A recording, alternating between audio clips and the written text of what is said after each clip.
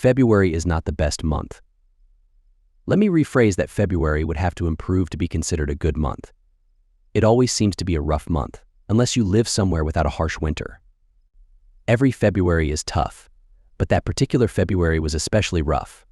I thought about this as I sat on the balcony of my apartment, sipping a cup of coffee and enjoying the view. Smoking is a bad habit, and one I quit a long time ago when money was tight. But now that I have some extra money, I find myself not caring as much. I never smoke around the kids, though. I don't want them picking up my bad habits or being exposed to secondhand smoke. Luckily, they're spending the weekend with their grandparents, so I have some free time to relax. The worst February ever in the entire history of mankind began with 2 weeks of overcast skies and freezing temperatures. We barely saw any sunlight, and there were occasional snowstorms. Everyone was hoping that Valentine's Day would bring some relief. It fell on a Thursday that year, and so many people were taking the next day off that the newspaper writers suggested shutting down the city on February 15th. My wife Linda and I had big plans for Valentine's Day, just like everyone else. But like everyone else, we woke up to find 2 inches of fresh snow and more falling rapidly. We were sent home from work in the afternoon before the roads became impassable. Instead of getting dressed up for our romantic evening, we changed into comfortable clothes and had frozen pizza while watching the movie Frozen with the kids. The only dancing we did that night was dancing Emma and Timmy, our 6-year-old and 4-year-old, respectively, up to their bedrooms as they protested against the possibility of no school the next day. After the kids were fast asleep, I handed Linda a glass of wine and sighed. "I'm sorry, sweetheart," I said. "This is not how I planned the evening. It's okay, Jim. It's not your fault. And it was fun looking forward to your plans. Plus, I got a new dress out of it," she replied. "I haven't even seen it yet," I told her. "You know the rule. You only get to see it when you take me out in it," she said with a raised eyebrow. I looked at her, imagining what she bought and how beautiful she would look in it. Everything she wears suits her perfectly and reflects her personality. She has always been great at making her own clothes. She also makes dress-up clothes for Emma. If anyone were to see her when she's all dressed up, they would think she's the most attractive person in the room, even though there may be others who are considered hotter. I looked at the diamond ring I gave her almost 10 years ago as it caught the light from the fireplace. "Thank you for saying yes, Linda. I love you." I raised my glass. "Here's to us." "I love you too." "To us," she responded with a smile. We sat in comfortable silence for a moment. "Linda, I'm sorry for being grumpy lately," I confessed. "It's not because of you or the kids. You all deserve better from me.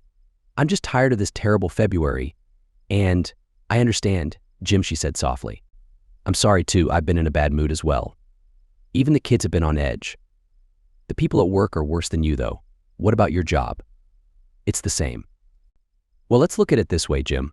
We have each other, we have the kids, we have our home, and we know we'll always have food on the table." "Yeah, from Wendy's," I chuckled, remembering our first date many years ago. It was an inside joke between us. I had met Linda in college, and after my parents cut off my financial support to pay for my dad's medical bills, I couldn't afford much. Linda offered to treat me or split the bill, but I insisted on taking her to a nice place. She thought I was being silly and told me that the purpose was to spend time together and get to know each other, which we could do just as easily at Wendy's. So that's where we went, and the rest is history. We've moved up in the world, but we still go to Wendy's every now and then for nostalgia's sake. "But seriously," I said, "how do people get through tough times like this if they don't have love?" "Sometimes they don't," Linda replied. She shuddered, remembering a high school boyfriend who tragically took his own life on Valentine's Day a couple of years ago. "Well, we have love, and we will get through this," I assured her. I put down my glass and took her hands in mine. "Happy Valentine's Day, my beloved wife. Happy Valentine's Day, my beloved husband." We looked into each other's eyes for a moment before deciding to continue our celebration in the bedroom. We ended up with a 3-day weekend, more than what the newspaper writers suggested, due to the unexpected snow accumulation. Everything was closed, but luckily, most people didn't lose power, and some had snowmobiles for emergencies. Our kids were thrilled. Mom and Dad were both home, there was fresh snow to play in, and we had pizza, movies, and no school. What more could they ask for? Linda and I were pretty happy about it too. There was no pressure to go anywhere or do anything, and we got to spend quality time together as a family. Food wasn't an issue either. Linda and I both grew up in the area, so we always made sure to have enough food in case of emergencies. Emma and Timmy tired themselves out during the day, so they had no trouble going to bed early without a fuss. This allowed Linda and me to enjoy each other's company in ways we normally couldn't when the kids were around. There were only a couple of things that bothered me that weekend. We had many movies to choose from, but the kids insisted on watching Frozen on repeat. It's a lovely movie with great songs, but come on. Linda also refused to show me the dress she bought or let me see her wear it. Taking me out means going out, not staying in, she teased. What if I promised to take you out of it? Would that count? The first asked. Nice try. But no, she replied, unmoving.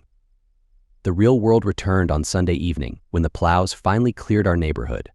School and work were scheduled for Monday, and we all sighed as we prepared for the next day. Before going to bed, Emma and Timmy walked into the living room, all clean and in their pajamas. Emma, being the oldest, stood tall and proud as she spoke. Mommy, Daddy, this weekend was the best ever. Thank you for playing with us, watching movies with us, and being with us for 3 whole days. We love you. With that, Emma climbed into my lap and Timmy crawled into Linda's. After giving us the sweetest hugs, they switched places and hugged us again. I looked at Linda and saw tears glistening in her eyes, mirroring my own. We love you too, I managed to say. We're so lucky to have you as our kids. Even though February continued to be challenging, the 3-day weekend became a cherished memory. Linda and I had just got on the sofa in the living room after finally getting Emma and Timmy to bed when her phone rang. I grumbled and muttered something, although I can't remember what it was. It's Dee. I have to take this call, she said. Dee and her husband Dave were good friends of ours. We met them after we got married, so there was never any awkwardness about past relationships. We all had the same values when it came to fidelity, so we trusted each other completely. We often went out together, and it was nice knowing we could dance with each other's spouses without any worries. Linda made a gesture to indicate that the call would be brief. I watched Linda's excitement grow as she talked with Dee. She practically glowed when she hung up and sat down on my lap. What was that all about? I asked. My face couldn't help but mirror her smile. Well, my dear husband, she began with a mischievous grin. I know you think this terrible February has lasted long enough. You're absolutely right, I replied, reaching for my wine glass. Linda grabbed my wrist to stop me and placed my hand on her waist. Well, we've been complaining about not only this being the worst February in history, but also having an extra day of it, she explained. Something about her smile didn't match up with what she was saying, and I told her so. That's because Dee had an amazing idea, Linda said excitedly. The extra day falls on a Friday. What if we all got together, found babysitters for the kids, had a nice dinner, went dancing at a great club, and then spent the night at a hotel? That way we can have a little fun without worrying about driving home, and we'll end this awful month on a high note. I loved the idea, but I had a couple of questions. What about transportation from the club to the hotel? Would we have to drive? I asked. Call me cautious, but I'm usually the person who considers potential problems in a plan. That's the best part, Jim, she said, sounding thrilled. Remember the Madison Uptown? We've eaten there before. Well, there's a dance club in the block next to it that some of Dave's coworkers go to. They have a live band playing on Friday night, and there's no cover charge if you've eaten at the Madison. Oh, and Phil and Jane have already arranged for Mrs. Porter to take care of their kids overnight, and they said she can watch ours too. Hey, Jim, I'll have to think about it, I said, pretending to be thoughtful. In reality, I didn't need much convincing, but I knew that if I acted like I had concerns, Linda would find a way to persuade me. Instead, she grabbed a couch pillow and playfully hit me on the head. Ouch. Okay, I've thought about it. Let's do it. But I have one condition, I declared. What's that? Linda looked at me skeptically. I took her face in my hands and gazed into her blue eyes. You wear the dress you bought for Valentine's Day that I still haven't seen, I said. As you wish, my lord, she said with a smile. Your wish is my command. It was blue. The dress, that is. Don't ask me to describe what kind of blue it was because I can't. All I can tell you is that it made her blue eyes look like they would glow in the dark. It was long-sleeved and high-necked, and the skirt came below her knees, but it was anything but a granny dress. The bottom of the skirt was flared and rippled just enough as she walked to attract attention. When she danced, it would sway all by itself. The smooth fabric made you want to run your hands all over it, as it concealed and displayed the womanly shape underneath. Linda smiled as she slowly processed down the stairs to where I waited for her, dumbstruck and gaping. Dear Jim, she said, softly. It's still just me, the same old me as always. You don't have to compliment me. Though I admit I love it when you do, she said. You don't understand. You don't know just how amazing you look. You. Words failed me. I looked up to see her eyes shining and moist and saw the slightest tremble in her smile. I nodded. She understood. The 10 of us met at the restaurant. It was crowded on a Friday night, but we had reserved a large enough table that all 10 of us could eat together. We laughed and talked and enjoyed a great meal, happy in each other's company and glad that February was finally ending. Linda was the most attractive woman in the room, and I must have told her so a half-dozen times. I touched her arm or her shoulder or her shirt. This was going to be a night to remember. We checked into our rooms before we headed over to the club. Neither Linda nor I handle alcohol very well, so I usually drew designated driver duties. I was glad I wouldn't have to do that tonight. Not that I minded my friend's safety was important to me, but I was looking forward to having Linda to myself as soon as possible. That seemed to be her idea too. She excused herself to go to our room alone for a few minutes, and had her playful little "I'm gonna tease you so good" smile on her face when she came back. We don't really have to spend very long at the club, do we? She whispered as we walked. I knew how much Linda enjoyed dancing with our friends, so she might as well have said, I'd better not have to wait too long before we're alone together, preferably unclothed. I grinned right back at her. Your call, babe, I said. She punched my upper arm lightly, then wrapped her hands around it and hung on. We had reserved a table for 10 at the club, and it was a good thing we had. It seems a lot of other people were busy forgetting February, but they weren't too busy to notice the 5 women in our group. You're attracting a lot of attention, babe, I whispered. You're clearly the most attractive woman in the room, as usual. Oh, you. She looked up at me, lightly pressing a soft arm into mine. You know compliments will get you everywhere. Neither Linda nor I are great dancers, but we don't disgrace ourselves either. We just don't care that much. We're out there to enjoy each other, not to provide entertainment for everyone else. So I danced with the love of my life, with occasional breaks for hot wings and a drink. I had gone to replenish the wings. When I came back, Dave was asking Linda to dance. I heard her response. I'd love to, Dave, and I would another time, but I want to make tonight special for Jim and me. I'm only dancing with him tonight, she said. Was I proud? Happy? You better believe it. I distributed the wings and whispered into Linda's ear. So is it time to leave yet? I asked. Right after you brought a fresh plate of wings? What are you thinking? We'll both need our energy for what I have planned, I said. Raising an eyebrow, she gave me that look again and held my hand under the table. A few minutes later, the band took a break. In the relative quiet, we could hear loud laughter from another table and turned to look. Hey, but isn't that Mark Lavalier? Phil asked, craning his neck to see around me. It is. Dee squealed excitedly. Mark Lavalier was the star tight end on the Sharks, our city's professional football team. Unlike many others on the team, he made his year-round home here. He had the reputation of being a genuinely good guy, and he was as well known for his community activities as for his exploits on the field. Mark became the main topic of conversation at our table, as the guys talked about his football feats and the women praised his good works and good nature. It doesn't hurt that he's very attractive either, Dee added. Linda and I both knew who he was, but we weren't very interested in anything besides each other just then. We let the conversation wash over us, holding hands under the table. Shall we dance here or upstairs? I whispered to Linda. Before she could reply, Jane interrupted. Look, he's coming this way, she exclaimed. Sure enough, Lavalier had left his table and was heading for ours. I was amused by the reaction of the women at our table. 4 of them fussed and preened, all but saying, pick me, pick me. Talk about an embarrassing display. If you think a woman can't strut while she's sitting down, think again. Linda looked down and held my hand a little tighter. Hi, I'm Mark. Would you like to dance? He asked. He stood behind Linda's left shoulder, holding his hand out to her. I felt her gasp as she dropped my hand as if it were a hot potato. I watched, dumbstruck, as she turned her back to me without a word, gave Mark her right hand and gracefully rose from her chair without even giving me a second look. I noticed her hand practically disappeared in his large palm. I also noticed the look of delight on her face. At that moment, I had simply ceased to exist in her mind. Hey man, now my feelings are hurt. I thought she was just dancing with you tonight, Dave said as he needled me. Yeah, that's what I thought, too, I grumbled. Relax, Jim. It's just a dance, Jane said as she tried to soothe me. I tried to believe her, but I couldn't help having a bad feeling about this.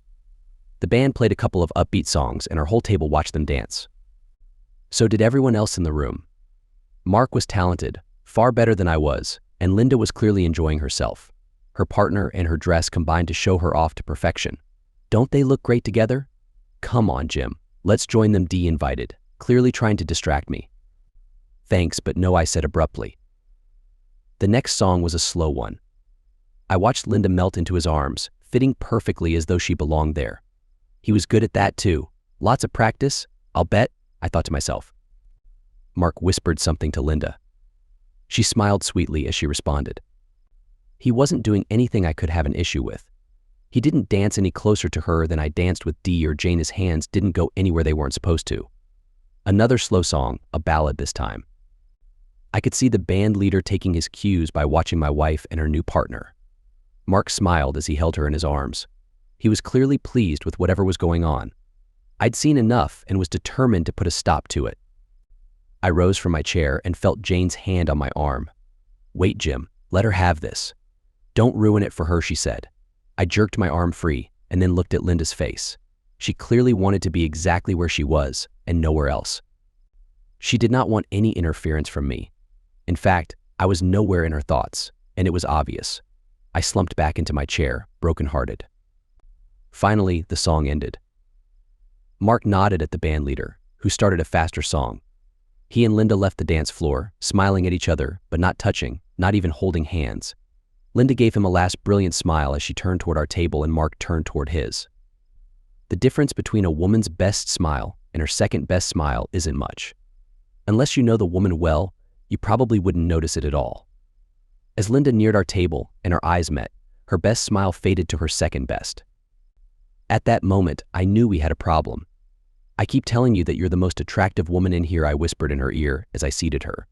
I reached for her hand and held it in both of mine. Is it time to take the next dance back to our room? For just the tiniest moment, I could have sworn Linda was afraid. Her eyes widened and I could feel her hand trembling. She recovered quickly and looked away from me, across the table. I'm sorry, everyone. I just have to go to the restroom right now. Linda, come with me? Dee asked. Her voice could be heard far beyond our table. I was too preoccupied to wonder why she had to broadcast this to the room at large. Linda looked at me apologetically. Sorry, Jim.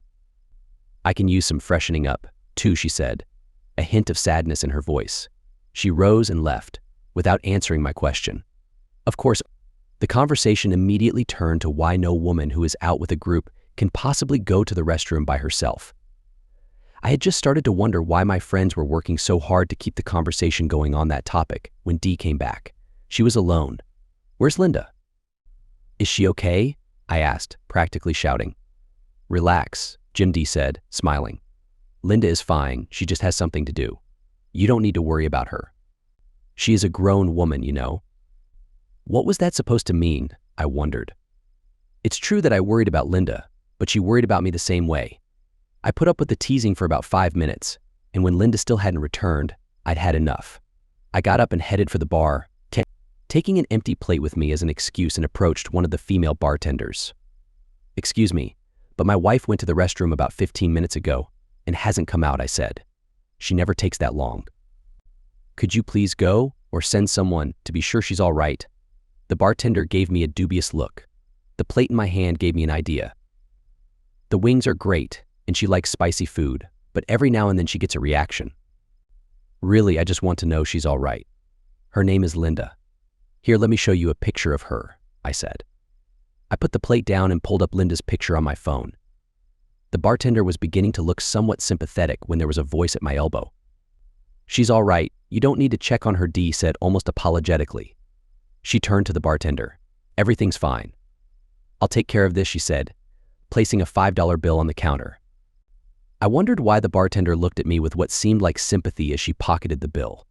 What? Why? But she went there with you because you asked her? I was completely confused. Jim, she's not in the restroom. She has left the club, Dee said. I felt as if I had just been punched in the gut. Left? Without me? Why? What's the matter? Why didn't she tell me? Where did she go? Is she all right? I asked. I still didn't get it. Let's go to the end of the bar where there's some privacy, Dee said. I just went where Dee dragged me. It was quieter in the dark corner at the end of the bar. She looked me in the eye. Jim, Linda loves you. She loves you and the children more than anything else in the world, and she always will, and you know it. But she is spending tonight with Mark, she said. I stood there with my mouth open, looking stupid as my whole world ended. Pictures whirled madly through my mind, or what was left of it. Linda at the top of the stairs in her beautiful blue dress. Linda at dinner. Linda at the club. Linda as we fed wings to each other. Linda in Mark's arms. Mark hugging Linda. My Linda, the mother of our children. The love of my life. My anger rose. So on what was supposed to be our special night, she left me for some rude jock, I growled as I glared at Dee. Jim, she hasn't left you. She'll come home to you tomorrow, and you'll have plenty of other special nights together, she said. What was this woman smoking? I wondered. She didn't even have the guts to tell me to my face that she was leaving me. She just slipped out the back door like a snake, I said. And you helped her. Jim, she hasn't left you, Dee began. Well, if she hasn't left me, then where the heck is she? She sure isn't with me now, is she? I was getting loud and didn't care who heard me. Please settle down. People are looking at you. Listen, I know this hurts for you, but it's just tonight. Linda knows, we all know, that you're the only man for her and you always will be. You're the good guy, Dee said condescendingly. Yeah, and we all know where the good guy finishes, don't we? I said through clenched teeth. Jim, it isn't like that. You're making way too big a deal out of this. It's only tonight. Then she'll come back to you tomorrow and everything will be just like it was before, she said. I snorted at her. If she really believed that nonsense, nothing I could say would make any difference anyway. You don't get it. There is no tomorrow. So tell me, friend, what was your role in all this? You didn't really need to go to the restroom, did you? My wife gave you the signal, right? She told you to stall me and keep me out of the way long enough for her and rude jock to make their getaway. Dee looked down, embarrassed as she nodded her head. Yes, she asked me to do that, because she didn't want you to embarrass yourself by making a scene while Mark was here. She also asked me to make sure you remembered that she loves you, and she will always come home to you. She said, yeah, I'd remember exactly how much she loved me tonight, for a long time to come. I thought. I could feel my anger rise and my face turn red. What if it isn't possible to make it up to me? I asked. What if there is no way to make this right? Jim, I know how much you love Linda and how much she loves you. This doesn't have to be a big deal. It's just one night, a one-time experience compared to all the years and all the love you two have together. It isn't a big deal unless you make it one. I know she'll come home to you, and I know eventually you'll be fine, she said. Dee spoke gently but confidently. It was all I could do not to grab the silly woman and shake her until her teeth rattled for spouting such nonsense. She must be living in some sort of alternate universe, if that's what she really thought. So if Rude Jock had picked you, as you wanted him to, you'd have done the same thing? I asked her. I would. She flung her answer into my face. Does Dave know that? I asked her. No, and he doesn't need to, because I don't think it will ever happen, she said softly. Maybe I should tell him, I said. Jim, please don't. Don't think that way. I know you're hurting, but that won't help. Please come back to the table. Let us take your mind off it for a while. You haven't danced a single dance with me all night, you know, she said as she smiled. I wanted to dance with my wife, but thanks to you and her and Rude Jock, that's not an option anymore, is it? I also wanted to spend the night alone with her, but that obviously isn't happening either, I said. I turned my back on her and walked back to our table. The talk at the table stopped abruptly when I appeared. The averted eyes told the tale. All of our so-called friends now knew that my wife and Rude Jock were at that very moment betraying me. I wanted to strangle them. I wanted to tear the place apart. I wanted to find Rude Jock and kick his him into next week. Jim, are you going to be okay? Dave asked hesitantly after he seated Dee. I wanted to tell him what Dee had said and ask if he would be okay, but I couldn't force the words out of my mouth. I guess I hadn't gotten over being the good guy yet. Oh yes, I would have to work on that. It depends on what you mean by okay, I said. There were a couple of nervous giggles. I mean, yeah, that was a horrible thing to do, but you two are going to make it, aren't you? You're not going to divorce Linda over this, are you? Dave asked. I don't see why I shouldn't, I responded coldly. There was a collective gasp around the table. Why are you all acting surprised? I asked. We all know how we feel about cheating once and done. We established that a long time ago. But Jim, it's Mark Lavalier. Dee interposed. So what? I don't care who's with her. If it isn't me, that's that, I said angrily. I looked at Dave. What would you say if it was Dee who walked out with a jerk to spend the night? Would you be okay with that? He turned red in the face for a moment, then looked at his wife, who was now busy examining a spot on the floor. Jim, what about your kids? We all know how much you love them and how much they need you. Think of them before you do anything, Jane said. Her kids were about the same age as mine and were best buddies. You mean like my wife is thinking about them right now? I asked. Well, that's why you got a sitter, so you wouldn't have to think about your kids, Dee said.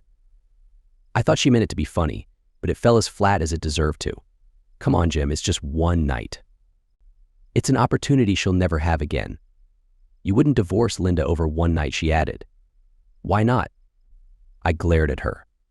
An uncomfortable silence followed. Jim, try to think of it this way. Maybe it will help, Jane said, trying to sound sympathetic.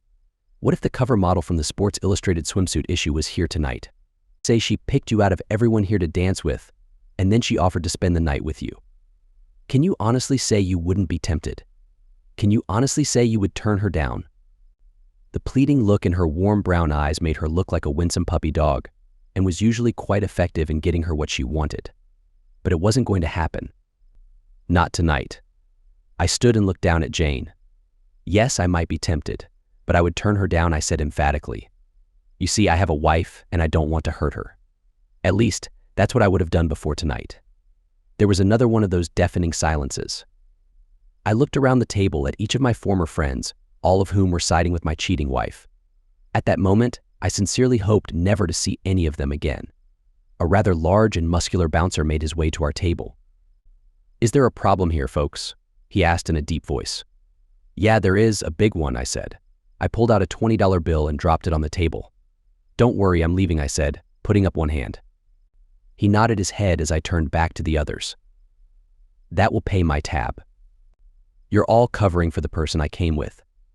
You might as well cover their bill too. I turned on my heel and walked out of the club. My anger cooled somewhat as I walked the block and a half to the hotel.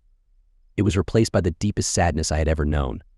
Linda and I were supposed to be making this walk together, holding hands, joking with our friends about what they were going to do once they got to their rooms, and being teased in return. She was supposed to be holding my arm the way she used to, nudging me when the conversation got too inappropriate. Instead, I was alone. Alone, I rode the elevator, but trying not to remember what Linda and I had done in other hotel elevators. Alone, I entered what was supposed to have been our room. Alone, I faced the ruins of our special night.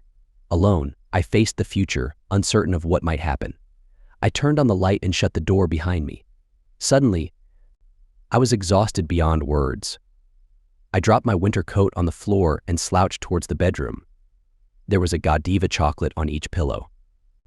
My wife, my lover, my best friend had been taken from me by another person. He had casually, easily taken her away from right beside me, as if he had every right to do so. He didn't care what she meant to me. All he saw in her was a pretty companion for the night, and she had just let him. I didn't matter enough to her to inspire even the slightest resistance.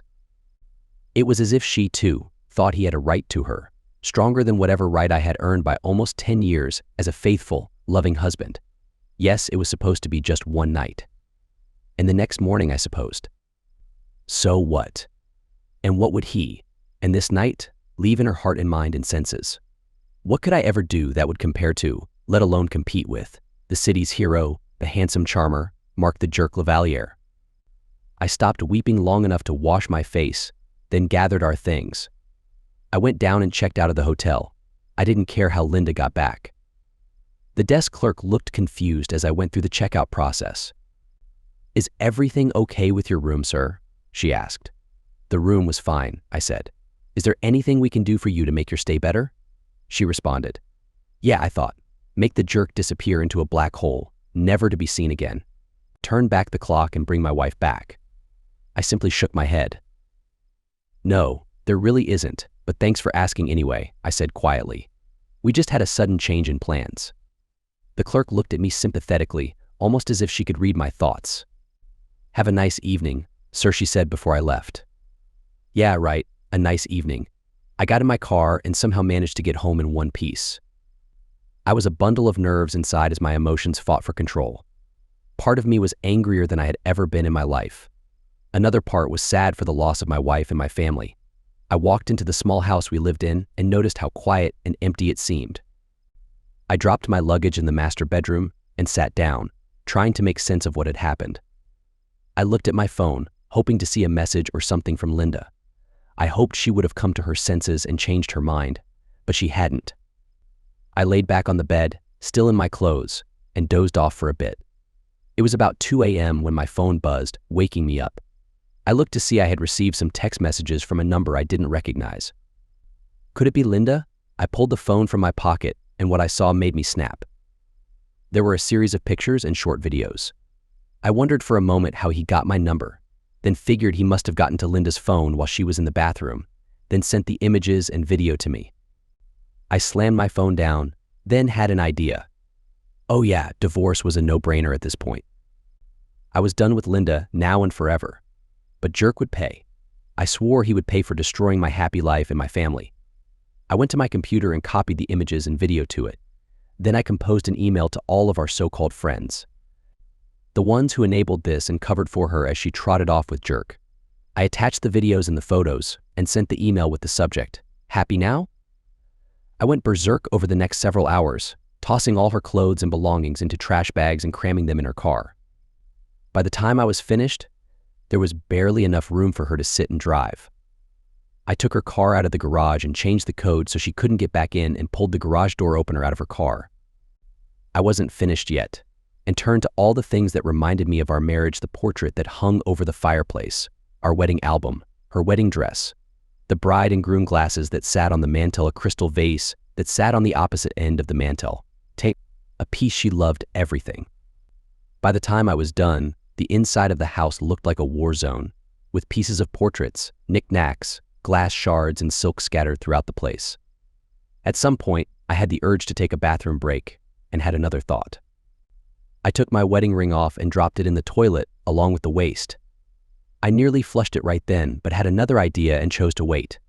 I was mentally drained, my body running on adrenaline, when I sat down with a cup of coffee. I heard something hit the door and realized it was the morning paper. I had no idea I had been at it for so long.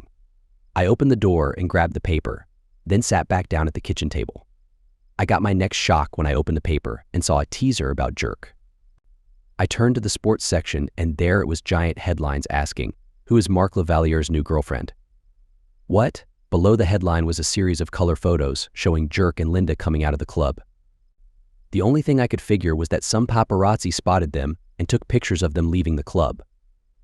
Linda clung to his arm the way she used to do with me, and she was looking at him with adoration the way she used to look at me. One photo showed them hugging before she climbed into his Jaguar without a care in the world.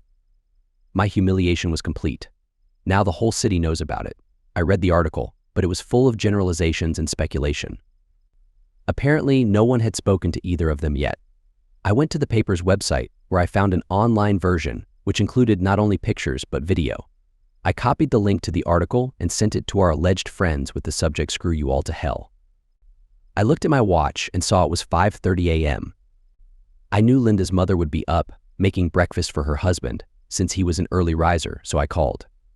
"Hello," she said when she answered. "Is everything okay?" "No, it's not, Mom," I said. "We got along well, and I always referred to them as Mom and Dad." "What's wrong, dear?" she asked. "Is it the kids?" "No," I said. "Have you seen the paper this morning?" "Not yet," she said. "Dad likes to look at it over coffee." "Why?" "He may want to avoid the sports section," I said. "There's an article about Mark Lavaliere he may not like. Dad just thinks the world of him," Linda's mother said. "He may not when he sees this," I said. "Linda left me high and dry at the club we went to last night with him, and they were spotted by some paparazzi getting into his car." "Oh my goodness," she said. "Where is Linda now?" "She's still with the Jerk," I said. "What? Did she stay the night with him?" she asked. "Yes," I said.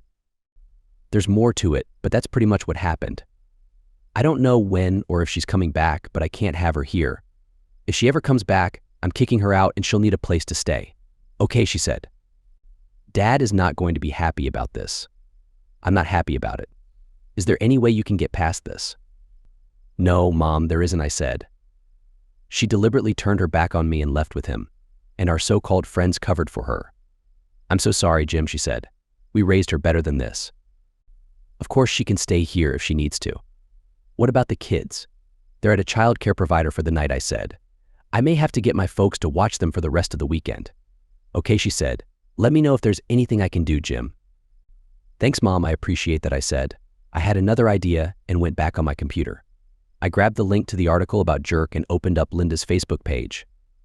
Before now, we never had any secrets from each other, so I was able to log in as her. I posted the link to her timeline with the caption, guess what? I made the front page of the sports section. Went out with my weak husband, but ended up spending the night with a real stud. Lucky me. I figured that would get some people talking, but I wasn't finished. I found the email address of the reporter who wrote the article. I figured I had already been humiliated in front of many people, so I threw caution to the wind. I sent the reporter a short email briefly explaining what happened, but then included the video of Jerk telling me he was going to do more with Linda. Then I included the video of him smearing his substance on her rings. I left contact information so the reporter could call me back. I sent the email and let loose with an evil laugh worthy of a cartoon villain. 8. I called Mrs. Porter and asked if it would be all right if my parents picked the kids up that morning. She assured me it was and asked if I had seen the sports section of the paper. I have, I said. Was that really Linda? She asked me. Sadly, yes, I said. That's why I'm having my parents get the kids. I don't want them here when she gets back. She's still out with him? She asked, shocked. Yes, I said. And I'd appreciate it if you didn't say anything to the kids about it just yet. I understand, she said. I'm sorry, Jim, you don't deserve this. Thanks, I said, ending the call. My next call was to my mother. Jim, is everything all right? She asked when she picked up the phone. Your father just read the paper and he's furious right now. Was that really Linda? Yes, it was, Mom, I said. She's still not home yet. Would you mind picking the kids up from Mrs. Porter's place this morning? I think they should stay with you for the rest of the weekend. It's not going to be pretty around here. Of course, son, she said. I completely understand. What are you going to do? Unleash fury, Mom, I said. Look, son, whatever you do, think of the kids first, okay? They're the most important things in your life right now, she said. I know, Mom, I said. But thanks for reminding me anyway, and thanks for picking them up and letting them stay with you. We ended the call and I grabbed a cup of coffee. I felt the urge to smoke a cigarette, but I fought it and kept going. About 9:30, my phone rang. I saw it was Dee and answered the call. What? I snapped. Jim, it's just me, Dee, she said. I know it's you, I said. What do you want? Jim, I saw the paper this morning and wanted to apologize. I never knew it would get this bad, she said. What did you think would happen? I asked. My wife takes off with a star football player, a well-known community hero after a night of dancing. Surely you knew someone would be watching him. And by the way, it's a whole lot worse than that, I added. What do you mean? She asked. You'll just have to wait and see. By the way, have you looked at Linda's Facebook page? I asked. No, I haven't, she said. Why? Take a look, I said. And have you checked your email? Not yet, she said. I always like to get my morning coffee first. Well, the answers to your questions are right there, I said. I hope you're satisfied. I ended the call before she could say anything more, but I figured she would call back. I got a couple more calls after that. One was from Jane, who was thoroughly disgusted with the videos and pictures Jerk had sent. Why are you so surprised? I asked. I never thought he'd actually do anything like that, she said. What, you mean, be with my wife or send pictures and videos? I asked. Some pillar of the community, wouldn't you say? Jim, what are you going to do? She asked. What do you think? I asked. You all should be very happy. Now goodbye, and leave me alone. I ended the call and sat down to drink some coffee, but my phone rang again. I didn't recognize the number, but I answered it anyway. Mr. Thomas Carlyle? A female voice asked. This is he, I said. Mr. Carlyle? This is Audrey Tanis from the Daily Record. I received an email and a video from you earlier. Is your wife the woman seen with Mark Lavalier last night? She asked. Yeah, she's the one your photographer captured with Jerk last night, I said. Who? She asked. Sorry, that's just what I call him, I said. I see, she said. And you say the woman he's with is your wife? She asked. My soon-to-be ex-wife, I said. So you're getting a divorce over this? She asked. Absolutely, I said. You said in your email you have other videos and some pictures? She asked. I do, I said. Would you like to see them? I would, she said. If we use any of them, we'll blur out a few parts. Is there any way we can meet and discuss this? I'd like to get your side of the story if I may. What the heck, I thought. Sure, I said. I'd like to wait until after she gets back home first, though. She's still not home yet? Audrey asked. No, she's not, I said. Okay, listen, why don't you call me when you can meet with me, and we can discuss this, she said. Sure, I said. We ended the call and I put my phone back in my pocket. Curious, I pulled up her Facebook page and saw a number of comments on the post I put up earlier. It was about 5050, with half of those commenting calling her a lucky woman and asking what it was like being with Jerk. The other half criticized her for leaving me the way she did. Several of her male Facebook friends called her out and said they'd end the relationship if their partners did what she did.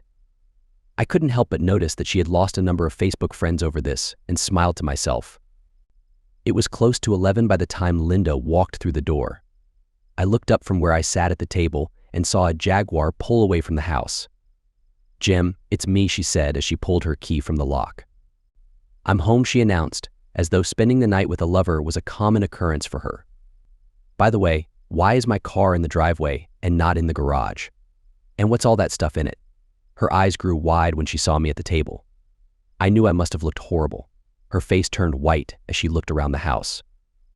The place was an absolute disaster. Oh my goodness, she exclaimed. What did you do? Everything is destroyed.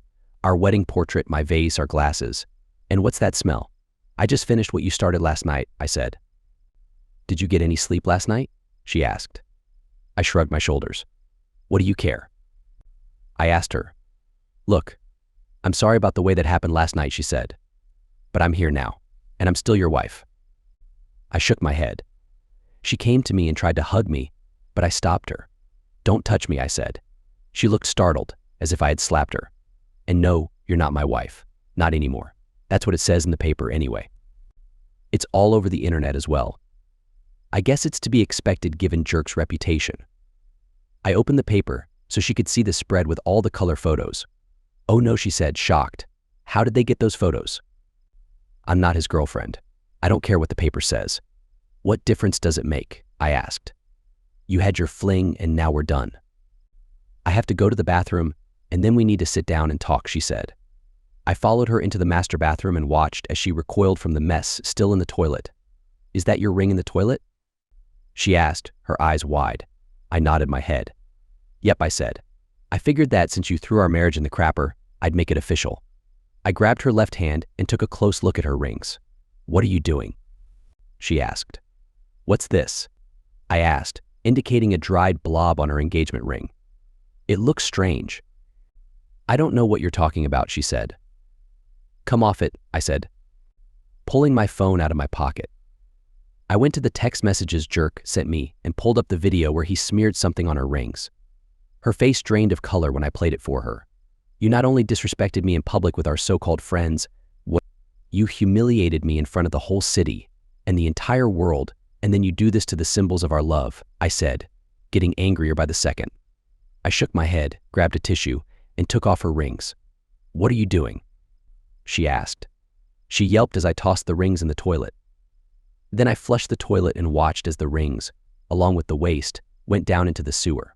She screamed, her eyes wide, her mouth open wider than I had ever seen before. My rings. She screamed, tears falling down her cheeks. You flushed them down the toilet. How could you? You have to get them back. No, you've gone too far, I said. How could you? I loved you exclusively for more than a decade, and this is the thanks I get. Forget it. But it was just one night, she said. We'll have the rest of our lives together. I pulled up my phone and played the video where Jerk said he'd continue seeing Linda, perhaps even while I was around. Was he telling the truth? I asked. Is that something you really want to do? It may have come up, but I didn't think he was serious, she said.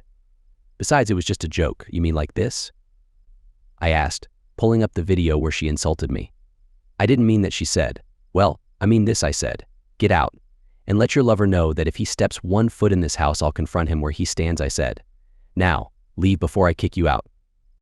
But I live here too, she said. I shook my head. Nodding more, I said, I'm going to see a lawyer on Monday for a divorce. You no longer live here. Your stuff is in your car and your mother is expecting you. As of right now, you're dead to me. Got it? Dead. I never want to see your face again. Now get out. But what about the kids? She cried. What about them? I asked. You didn't care about them or me when you left to be with Jerk. That's not true. And please stop calling him that, she said. Forget it, I said. Oh wait, he already did that. Any man who would just walk up and take a woman without any consideration is a jerk in my book. He knew you were married, and you're not the first he's done this to. You didn't even hesitate when he took you, and now you're defending him against me. You got what you wanted. Now get out, just get out of my sight. You make me sick. She recoiled back, hot tears falling down her face. Go, for goodness sake. She jumped as I yelled and ran down the stairs, wailing and crying. I followed her downstairs and grabbed her purse before she could reach it. I pulled out her keys and took off the house key, put the keys back, and tossed the purse at her. Please don't do this. She wailed in the front room. I'll make it up to you. Just don't push me away like this. I'm begging you. I never meant to hurt you. I love you. I had never seen so much anguish in a woman's face before, but right at that moment, I simply didn't care how she felt. I pointed at the door. That's too bad, because right now I can't stand you. Now for the last time, get out, I said. Shaking and crying, she turned and left the house. I watched as she got in her car, then drove away, wiping tears from her face. The confrontation over, I collapsed on the couch, completely drained, and fell asleep instantly. I awoke later that afternoon and managed to drag myself upstairs, where I took a nice hot shower. So much had happened in just the last 24 hours. In that short space of time, I went from being a happily married man with 2 wonderful kids to, what exactly? I got dressed and looked at the time. I decided to call Audrey. I was surprised that she answered on the first ring. Audrey, this is Jim Carlisle, I said. Good afternoon, Mr. Carlisle, she said. You sound a bit better. Well, I got a bit of sleep, so I'm feeling a little bit more rested. Is it too late to meet with you this afternoon? I asked. Not at all, she said. A reporter's work is never done, you know. I chuckled at that. Listen, it's getting close to dinner time. Would you mind meeting me somewhere? Maybe someplace quiet where we can talk? Not at all, I said. What sounds good to you? Well, there's that new restaurant over by the mall, Sherry's. Would that be okay? I've been there, and it's pretty quiet. We can talk without being disturbed, she said. Yeah, I know the place, I said. I'll meet you there. We ended the call, and I made one more call to my mother. I wanted to speak with the kids to make sure they were all right. They were busy watching Frozen again, but paused the movie to talk. Where's Mom? Emma asked. She's staying with her mother for now, I said. Why isn't she staying with you at home? She asked. We're working through some things, I said. It's all right. I'm sure you'll see her soon. Look, I have to go meet someone. But I'll call later, okay? Okay, Daddy, she said. Bye. My heart was breaking. Not only did Linda and Jerk ruin my marriage, they ruined the lives of my children, and for that, I would never forgive them. Sighing, I left the house and drove to Sherry's. When I got there, I was escorted to a table in one corner where a young pretty brunette sat with her laptop open. She looked up as I walked over, stood up, and introduced herself. We each placed our order, and the waitress left the table. Mr. Carlisle, she said. Good to meet you. Good to meet you as well, MS. Tanis, I said. Please call me Jim. Thank you, she said. And please call me Audrey. I want to start by apologizing to you. Apologizing? I asked. For what? Well, those were my photographs in the paper this morning, she said. You took those? I asked. She nodded her head. I was at the club last night with some friends, she said. Girls' night out. We were just having fun, and I happened to notice Mark Lavalier.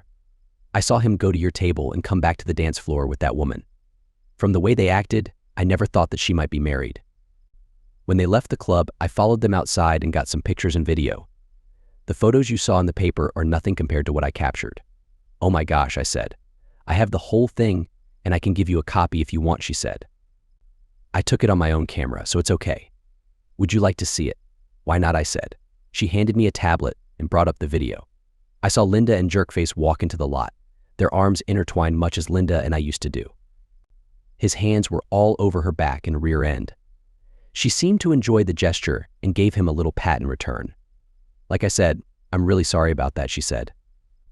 I put something together really quickly and sent it off to the paper, then went back inside. When I got there, you were already gone.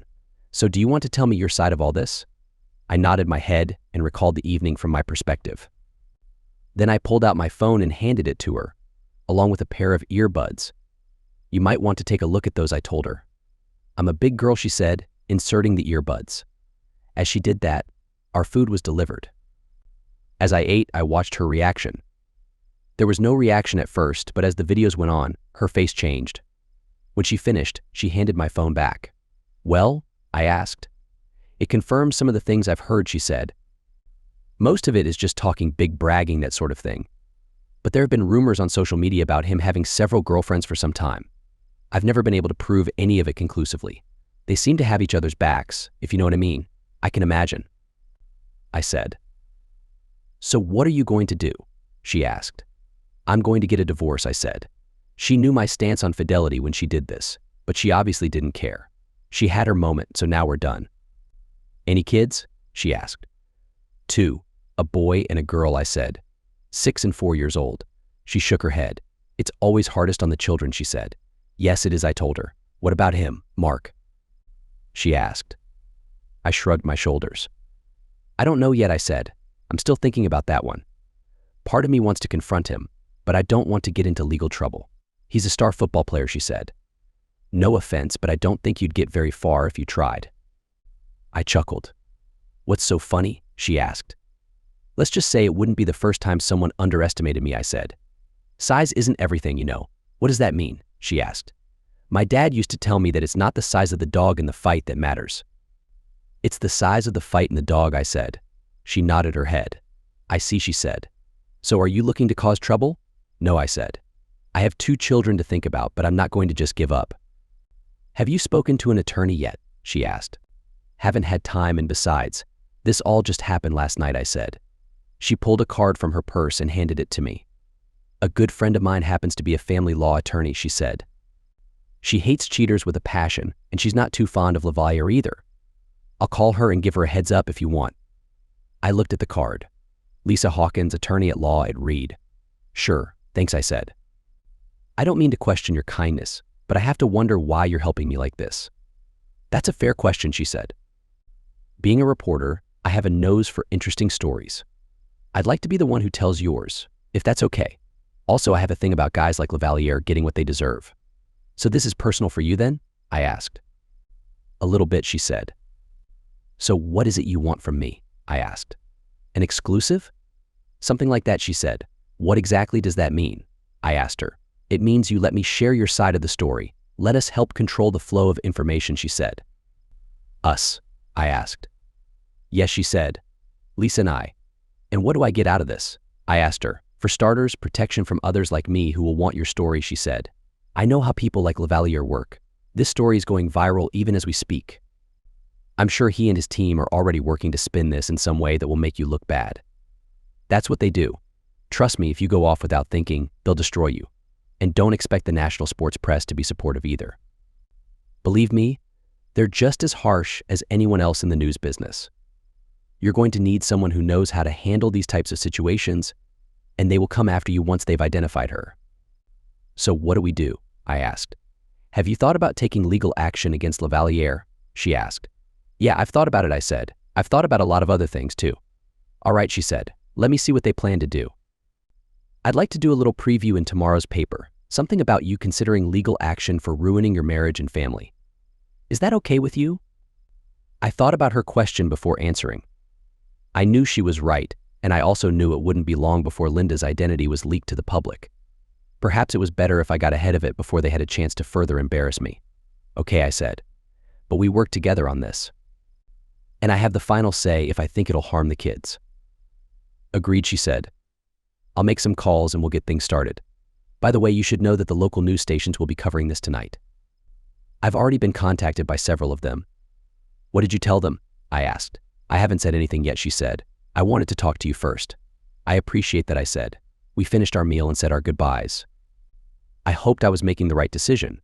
Checking the time, I decided to visit the kids and talk to my parents about the situation.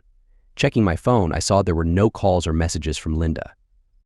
I arrived at my parents' house and went inside. My kids came running to me and I gave them a big hug. "Where's Mommy?" Emma asked. "She's with her parents," I said. "Why?" Emma asked.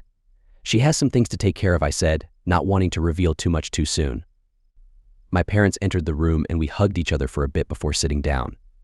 "Are you okay, son?" my father asked. I shook my head. "Not really, Dad," I said. "I'm better than before, but it's tough." "I understand," he said. Just then, the news came on the television. My father is a news junkie, so he turned up the TV, and we sat and watched the reports, despite the objections of the two children who thought it was boring. A few minutes into the broadcast, however, something came on that got all of our attention. "Now for our Talk of the Town segment," the male anchor said. This morning, the Daily Record broke news that star football player Mark Lavalier was spotted leaving a local nightclub with what is thought to be a new friend. Video posted by the paper shows them leaving the club and getting into his car. The scene switched to the short video that had been posted online earlier that day. Linda and Jerkface could be clearly seen walking arm in arm, and she was easily recognizable when she turned to hug him. "Daddy, why is Mommy hugging that man?" Emma asked, shocked. "Is he her friend?" "Just watch the news, Emma," I told her. Timmy didn't understand everything his sister said, but it was clear he wasn't happy. The anchor continued. "We spoke to Audrey Tanis, the reporter who broke this story, and she tells us the woman, who happens to be married, has been positively identified." Tanis went on to say her husband has not given permission to release her name. "We reached out to Lavalier and the management of the Sharks, but received no comment." According to Tanis, more information is forthcoming, perhaps as early as tomorrow, he said. Dad turned the television off and Mom hurried the children into the bedroom where they had been sleeping. "Come on, kids," she said as she ushered them into the other room. Dad turned to me. "What are you going to do, son?" he asked. "I'm getting a divorce, Dad," I said. He nodded his head. "I don't blame you," he said. "You know that will probably mean she'll get custody of the kids while you get financially ruined." "Probably," I said. "But there's no way I can live with her." "Not after this. By the way, I spoke with the reporter who broke the story." "Oh?" he asked. "Yeah," I said. "She's offered to share my side of this and help me out. The next few days aren't going to be easy. This is just the beginning. Once all of this gets into the media, it's going to be chaotic." By then, my mother had returned and sat down with us. "Listen, the kids can stay here for a while if needed," she said. "At least that way they won't have reporters bothering them." "Your mother's right," son, Dad said. "They can stay here as long as necessary." I thought before answering. "You're right," I said. "Thank you. I'll bring more of their things tomorrow. Let me know if there's anything else you need." "Linda's going to want to see them," my mother said. "Technically, we can't stop her. Not without a restraining order." "I know," I said. "Oh man, this is so messed up." "Why did she do this? Surely she had to know this wouldn't end well." "It's hard to say, son," my father said. "Do what you have to do. We'll help wherever we can. Just don't do something foolish." "Thanks, Dad," I said. We hugged, and I went in to spend time with the kids for a while. Little Emma came to me with tears in her eyes. "Are you going to get a divorce?" she asked. I couldn't lie to her and pretend everything would be all right. "It seems that way, sweetheart," I said.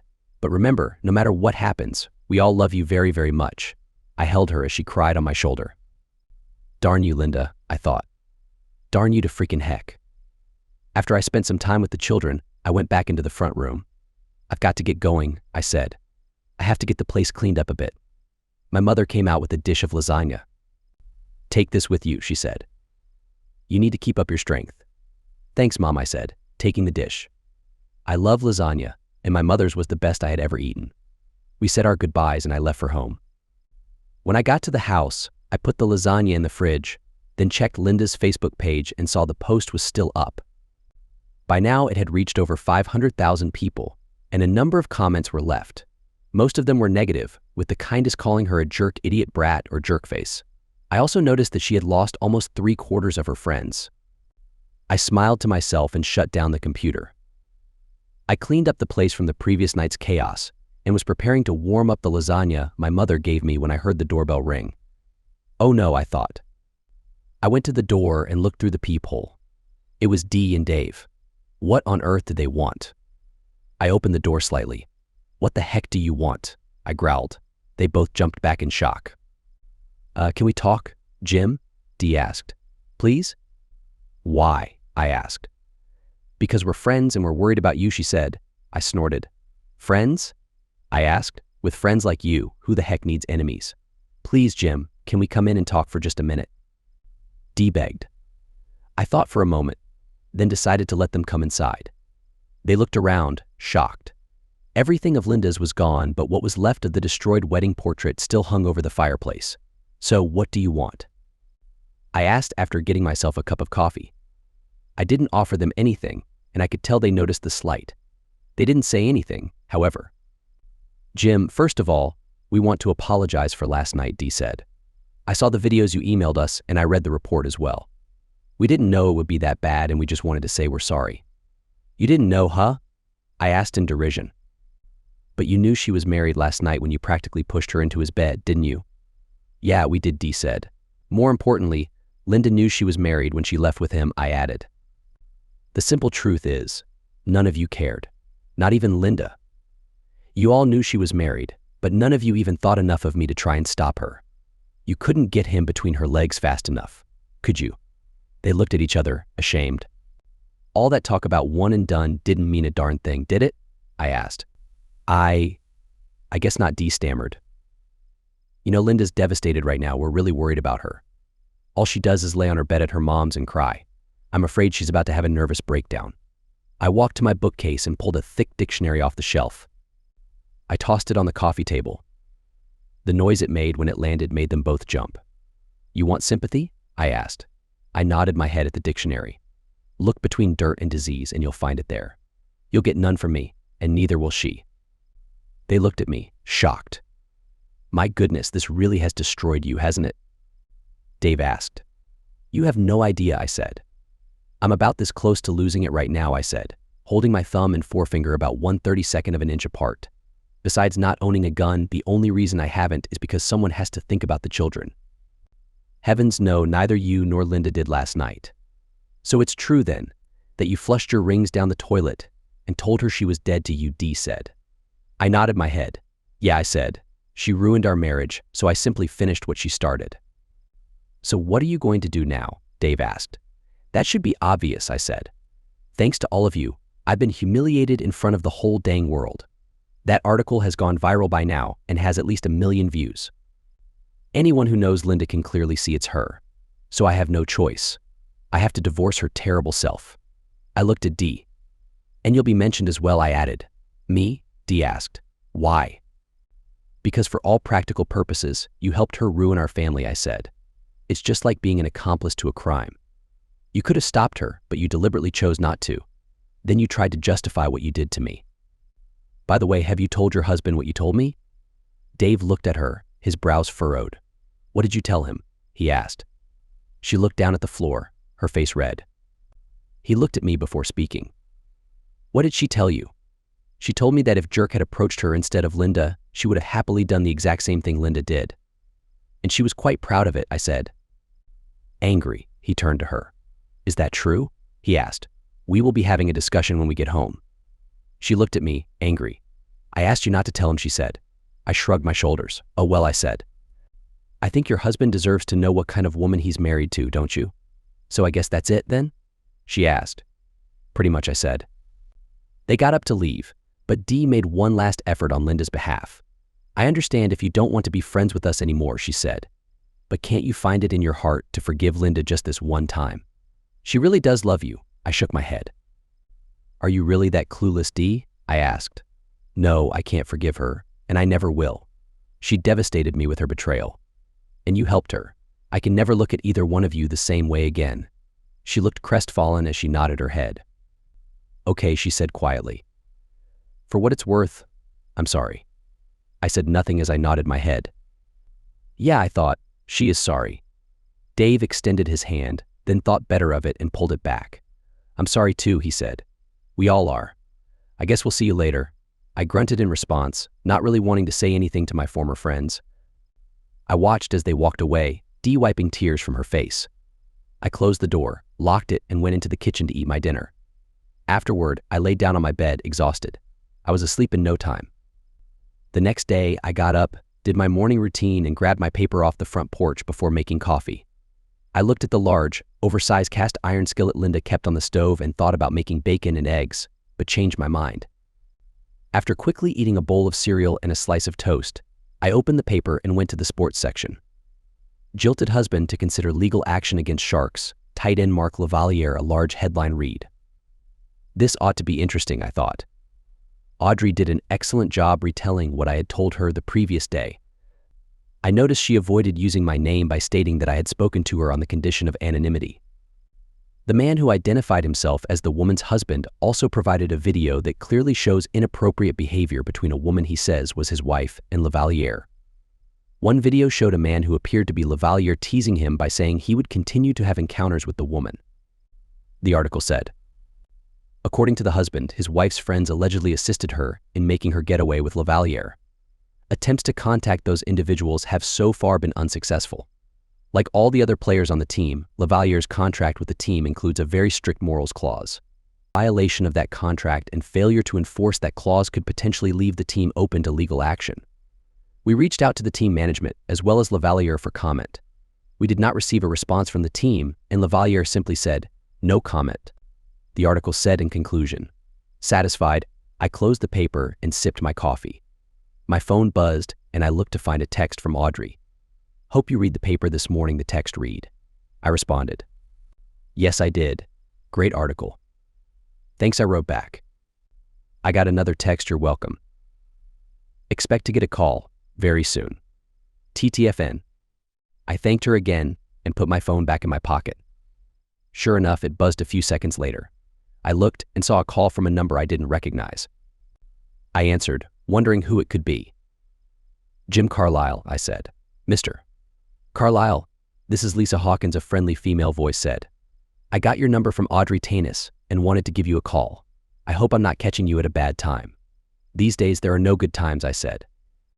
"But I'm glad you called. MS Hawkins. What can I do for you?" "Well, it's more like what can I do for you," she said. "You can start by simply calling me Lisa." "All right, Lisa," I said, "and please call me Jim." "Thank you, Jim," she said. "Audrey told me about you last night and I wanted to reach out to you after you read her article." "I'm assuming you've read it." "I have," I said. "And I thought she did a very good job." "I thought so, too," she said. "Listen, Jim, I'd like to represent you if that's okay. Is it true you're considering legal action against Lavalier and the team in addition to a divorce from your wife?"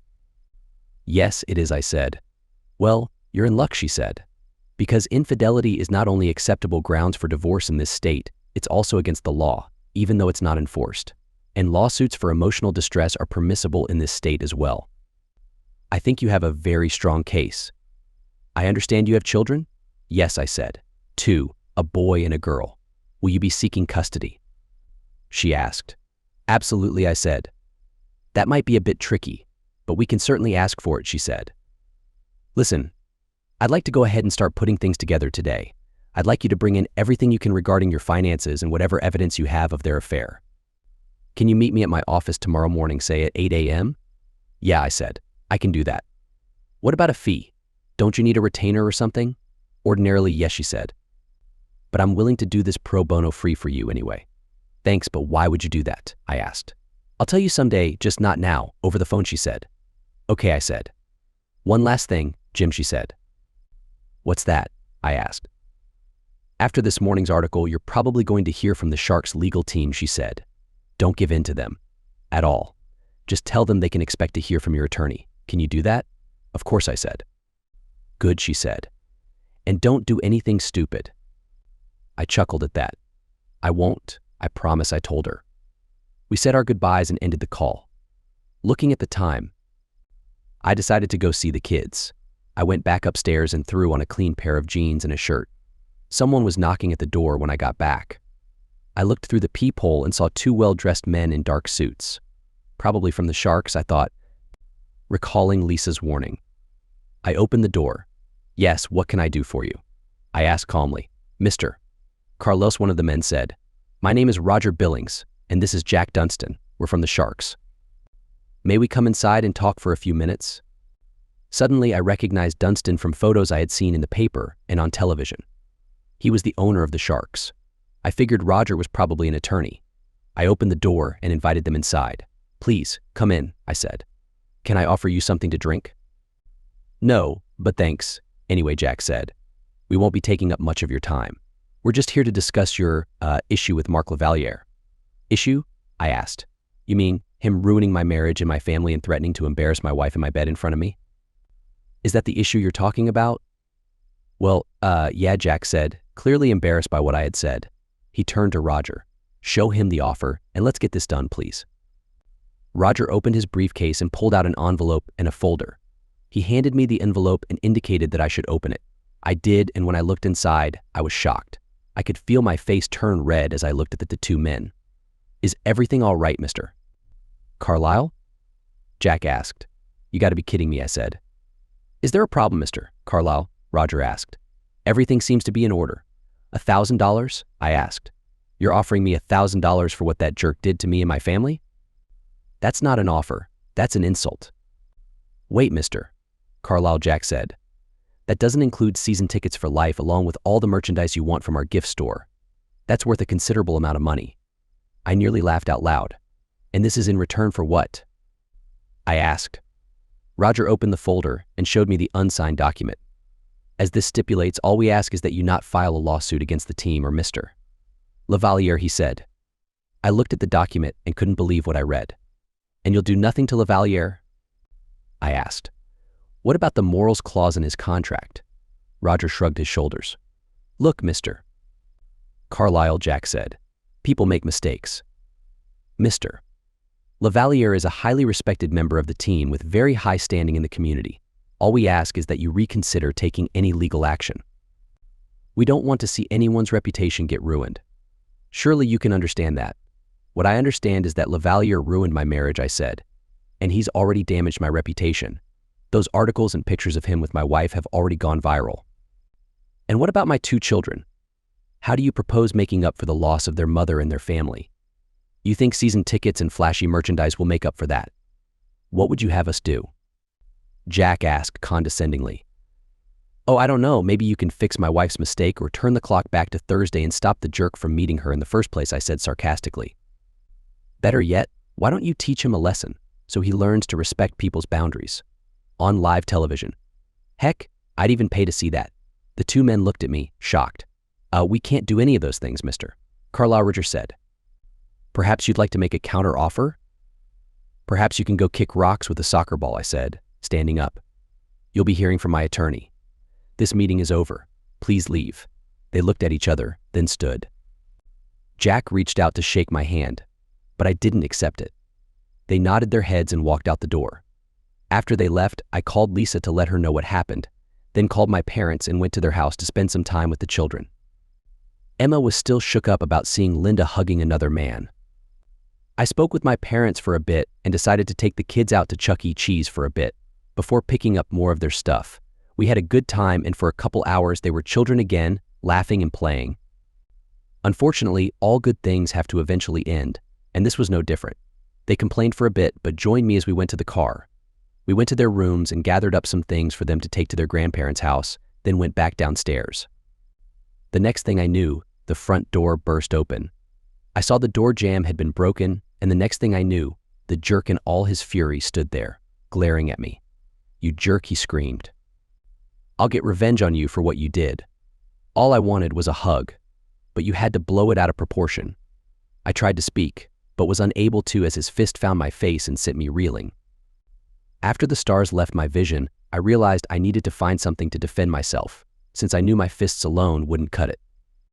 I heard Emma scream and turned to see the jerk backhanding her so hard that she flew into the brick fireplace, hitting her head. I was filled with rage and remembered the iron skillet on the stove. I grabbed it and holding the handle like a baseball bat, I flew into the living room, the skillet over my head. I swung as hard as I could, and the iron skillet made contact with his head, opening a gash just above his left ear. He went down to the floor and I dropped the skillet, but my rage hadn't subsided. I began kicking him in the groin as hard as I could, over and over again. I stepped back and took a running shot at his head, kicking it as hard as I could. His body, now limp, flew a few feet and landed by the couch. I picked up the skillet and knelt down by his head. I raised the skillet high over my head and was ready to bring it back down on him, hopefully ridding the world of Mark Lavalier. That's when I heard a voice behind me. "Drop the skillet," sir, the man said. I let go of the cast iron skillet and turned after I heard it hit the floor. "Stay right where you are, hands behind your head." I obeyed the policeman's order and put my hands behind my head. He put my hands behind my back and slipped a set of handcuffs on me. Convinced that I was no longer a threat, he stood me up. "Officer, he broke into my house and struck my daughter," I said. I looked at Emma and saw her sitting in front of the fireplace, crying her eyes out. There was a red mark where the jerk had hit her. "I know," he said. "Your neighbor across the street saw him kick the door in and called 911. He says he also saw him strike your daughter. I got here as fast as I could. Are you all right?" Damn, was I really that fast, I asked myself. "My face hurts like heck," I said. He looked at me and nodded his head. "Yeah, you're gonna have a shiner, that's for sure," he said. He went to Emma and checked her out. Fortunately, there was nothing physically wrong, but she was shook up and scared. He made a call on his radio, then came back to me. "Officer, can I please call my parents so they can come get the kids?" I asked. He looked around for a moment before answering. "Do you have a gun?" he asked. I shook my head. "No, officer. That's why I grabbed the skillet," I said. "Okay," he said, letting me out of the cuffs. "I'm going to have to take your statement, though." "Thanks," I said. "Am I going to be arrested?"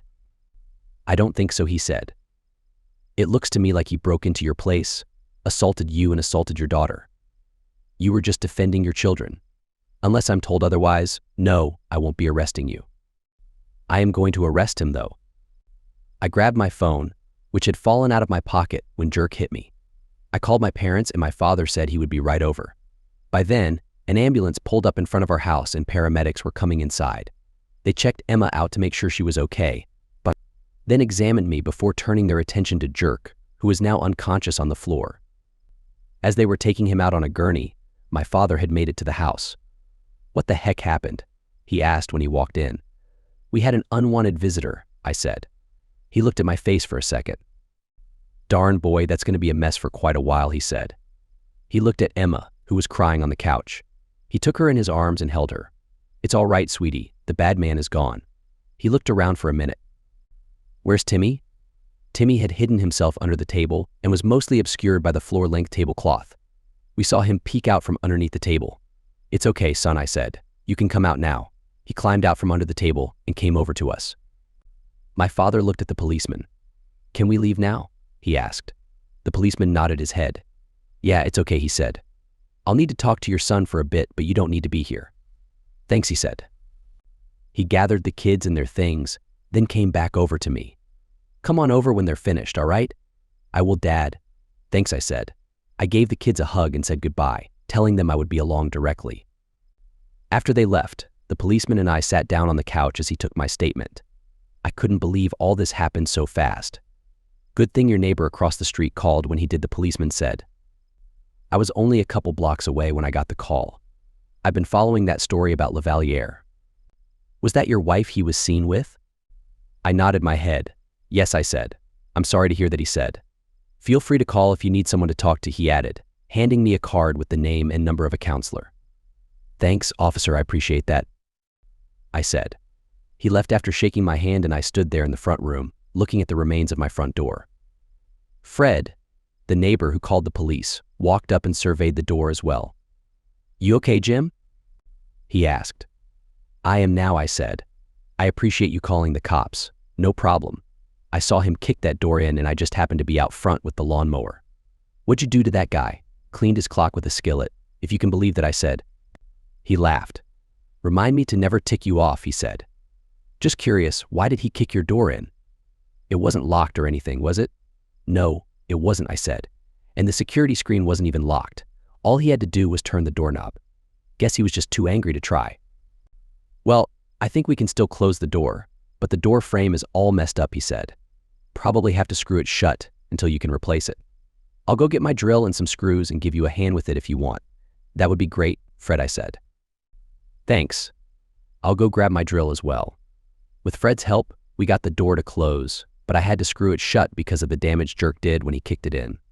Fortunately, the deadbolt wasn't latched at the time, so I was still able to use that. "That'll do it," he said. "Let me know when you get a replacement, and I'll give you a hand putting it in." "Thanks again," I said. One more thing my wife's betrayal managed to mess up, I thought to myself.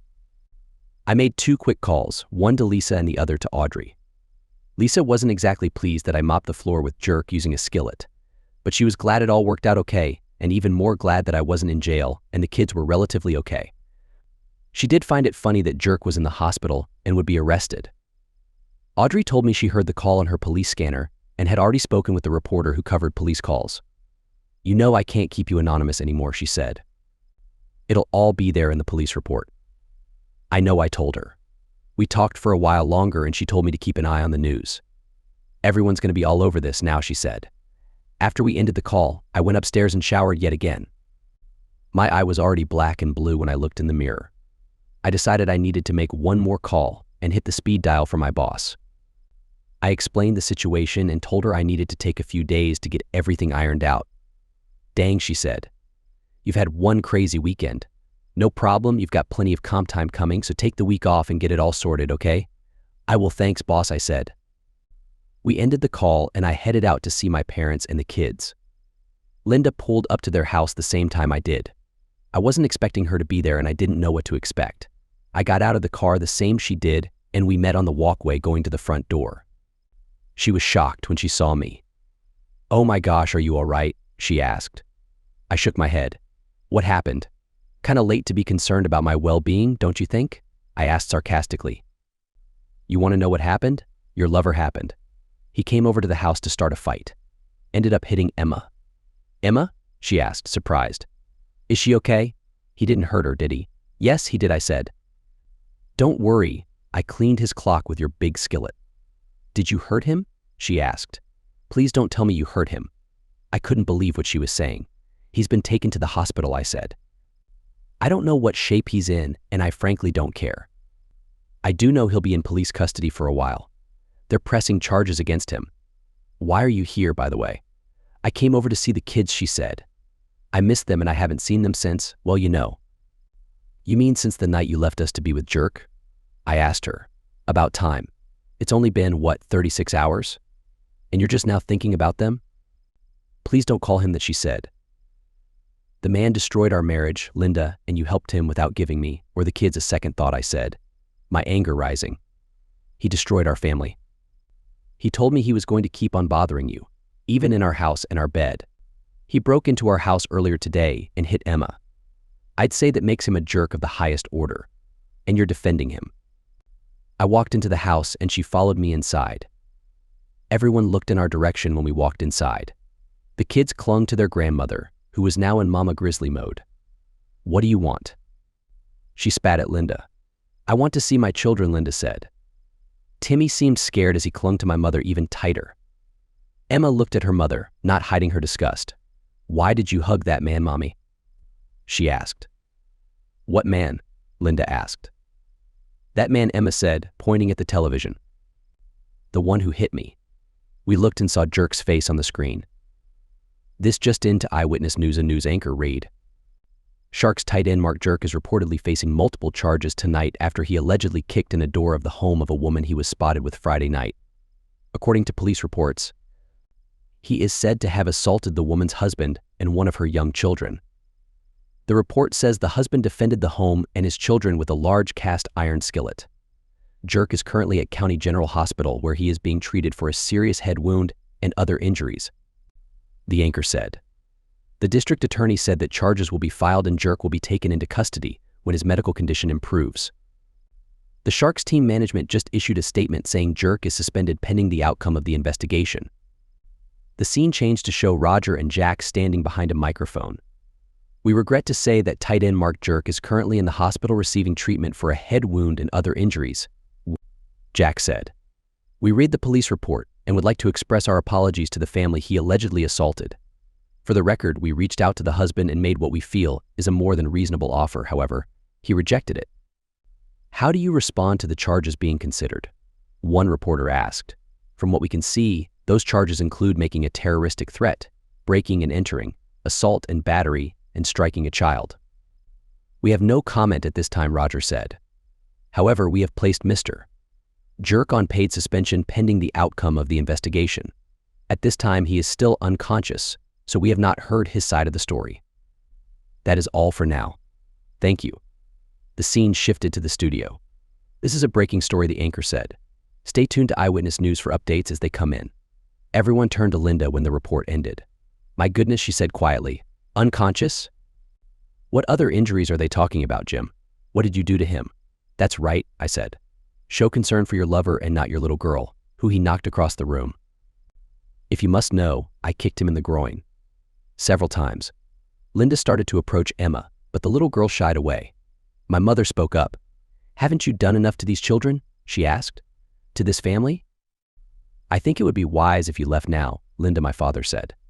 While you still can. And Linda, my mother said, you're not welcome in this house ever again. Tears in her eyes, Linda looked at the kids, my mother, then my father, and finally me. There was no sympathy in that room for her at all. She turned, dejected, and headed for the door. It was just one night, she sobbed as she left. After she left, I held the children as they cried on my shoulder. They eventually quieted down and I hugged both of them goodnight and left after saying my goodbyes. I got home and had to remind myself to go in through the garage since my front door wasn't working. When I got inside, my phone buzzed. I looked and saw I had a call from LW, a close friend of the family who recently retired after working many years as an attorney. He was one of the smartest and wisest men I knew, and he was the best friend a family like ours could ever have. Hey LW, I said when I answered. Hey yourself, the old man said. I saw that report. I've been following the story and recognized Linda from the photos in the paper. Are you and the kids okay? Not really, I said. Is it true you taught Lavaliere a lesson with a skillet? He asked. Yeah, it's true, I said. He laughed. Good for you, he said. I take it you're getting a divorce from Linda? I told him. No chance you can work this out with her? He asked. I'd hate to see you kids split up. No chance, LW, I said. I told him about the videos Lavaliere sent and the things he said. Well, that seems to complicate things a bit, he said. Have you spoken to an attorney yet? I have an appointment with Lisa Hawkins in the morning, I said. Hawkins, huh? He asked. The Ice Queen herself. Ice Queen? The first asked. Yeah, she's tough as nails in the courtroom, he said. If it's a strong case you want, she's your girl. But she's also one of the most expensive family law attorneys in the state. Are you sure you can afford her? She said she'd take my case pro bono, I said. Really? LW asked. Any idea why? No, none, I said. Maybe you should ask, he said. I told him. We talked for a bit longer about this and that. If there's anything I can do for you, let me know, he said. Thanks, I told him, ending the call. I ate some dinner, then got the stuff Lisa said she would need to see. I crawled into bed and slept fitfully. The next morning after breakfast, I headed out the door. About halfway to Lisa's office, my phone buzzed. I saw it was a call from Linda's mother, so I answered, using my Bluetooth headpiece so as not to get caught talking on the phone while driving. Jim, you have to get to the hospital, she said frantically. Why? I asked. It's Linda, she said. She tried to harm herself last night, took an overdose of sleeping pills with some alcohol. They took her down and pumped her stomach, but she's still not out of danger. Tried to do that and messed it up too. Did she? I asked, cold.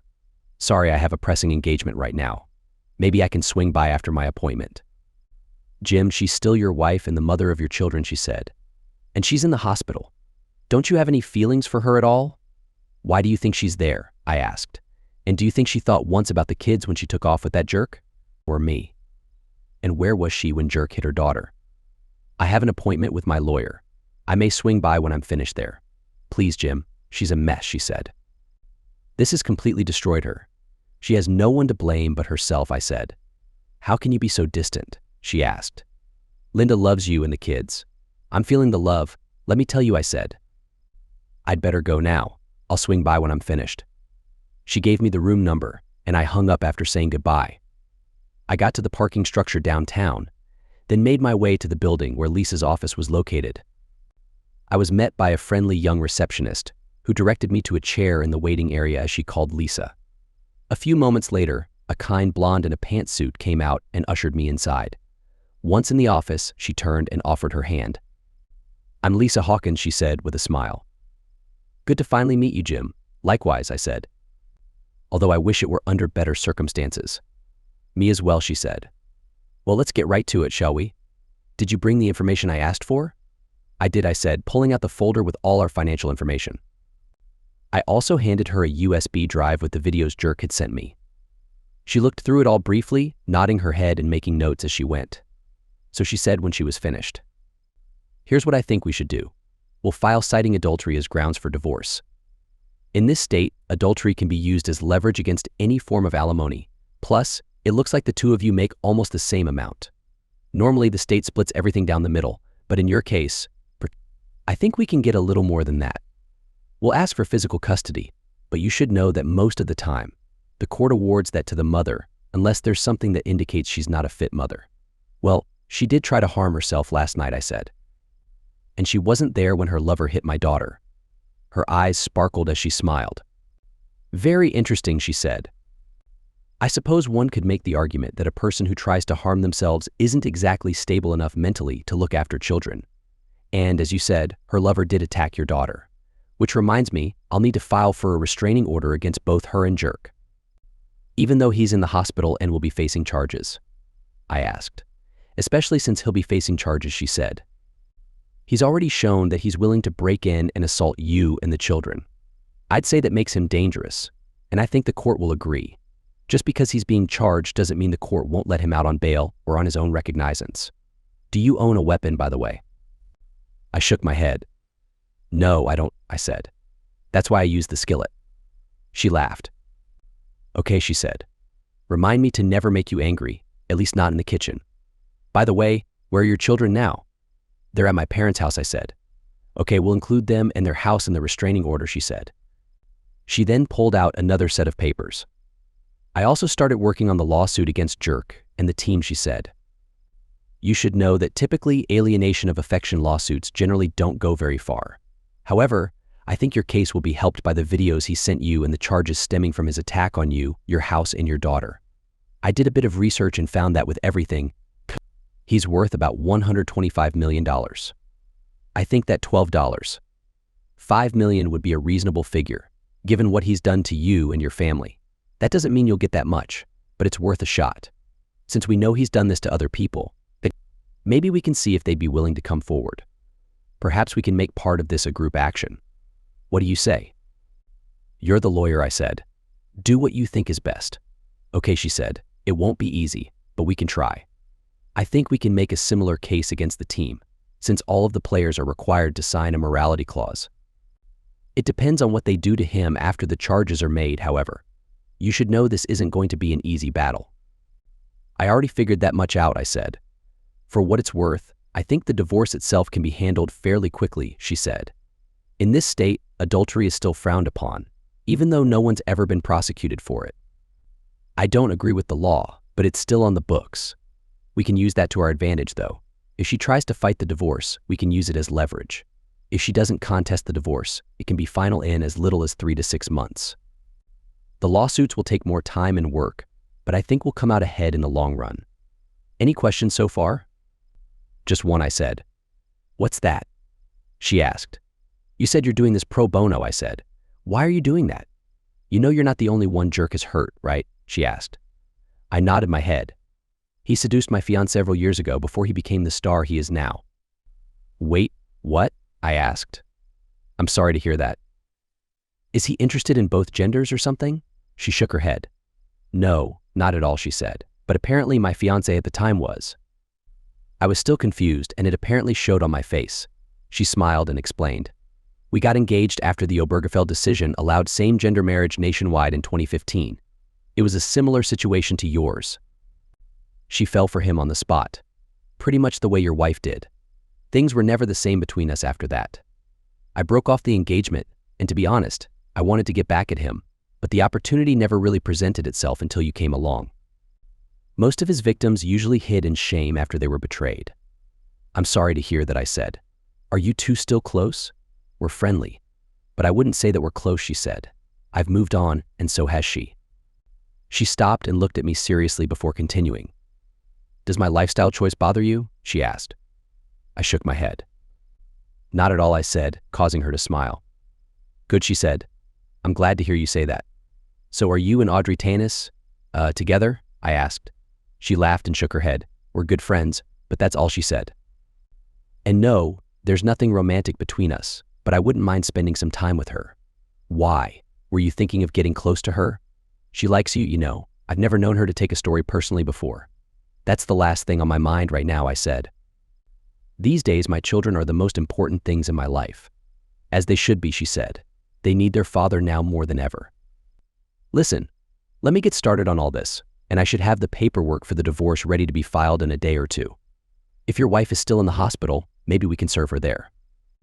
I'd like to be there when she's served, if that's possible, I said. I think we can arrange that, she said. She stood up, indicating the meeting was over. I'll be in touch. You be careful, okay? I stood and we shook hands one more time. After I left her office, I headed for the hospital to see about Linda. I parked the car, then headed inside. When I got to her room, her mother was talking with the doctor. I looked and saw they had Linda connected to tubes running in her arms, and she was hooked up to a ventilator. She looked like she was in bad shape. "Oh good, you're finally here," her mother said. "They have her on suicide watch, and they're going to be running tests on her. They're concerned she may have some brain damage since she was out for so long." "She nearly died, you know. What happened?" I asked. "After she got back from seeing you and the kids, she went upstairs. I heard her crying her eyes out and went to check on her," she said. "I held her for a long time and she seemed to be okay, so I gave her a sleep aid to relax her. When I checked on her early this morning, I saw an open bottle of sleeping pills next to her glass, which was empty. Her face was blue, and I thought she was already dead. I called 911 and they brought her here. They pumped her stomach and gave her something to counteract the pills, but she's not in good shape. Once the doctor says she's stable, they're going to have a counselor come talk to her. They may keep her in the psych ward for a while." "I don't know. How long will she be here?" I asked. "A few days," she said. I called her work and they put her on sick leave. "Why? Are you going to serve her with divorce papers here in the hospital?" "If this is where she is, yes," I said. "How could you?" she asked. "That'll devastate her. She's already heartbroken enough." "That's unfortunate," I said. She looked at me, shocked. "Jim Carlisle, how can you be so cold and uncaring?" she asked. I looked at her before speaking. "I can be as indifferent as it takes," I said. She knew what she was doing when she left me, but she didn't care. Now she has to face the consequences for what she's done to our family. I looked at Linda and could see a tear trickle down her cheek. I shook my head and left the room. After I got home, I did what I could to keep Linda off my mind. The first order of business was getting the door fixed, so I went online and priced doors. I realized I would have to pay for the door frame as well. Darn it. I took measurements and ordered a new door online. I also ordered new door locks. The site said my order would be delivered the next day, so I went to see my neighbor, Fred, who told me he'd be willing to help me hang the new door when it was delivered. The next 2 days were pretty much the same. I got up, ate, checked out the news, then worked around the house. When the door arrived, Fred and I hung it, and I replaced the door locks at the same time. I then spent some time with the children. My parents were kind enough to drop them off at school or daycare and pick them back up, but I wanted to see them as much as possible. It was hard getting them to understand that their mother wouldn't be around as much as before. Emma was still scared of adults, especially men, and I spent as much time with her as I could. Blame Linda for this mess, I thought. The day came when Linda would be served divorce papers, so Lisa called me to let me know when the process server would show up. She advised me to not say anything until the papers had been served. I gave her the room number and headed out. I met the process server at the door and saw Linda's mother standing there, wiping tears from her face. "Please don't do this to her," she begged. "Not like this." I shook my head and went into the room with the process server. Linda was now off the ventilator and lay in her bed, tears falling down her cheek. The process server approached her. "Linda Carlisle?" he asked. "That's me," she said quietly. He handed her a manila envelope. "You've been served," he said.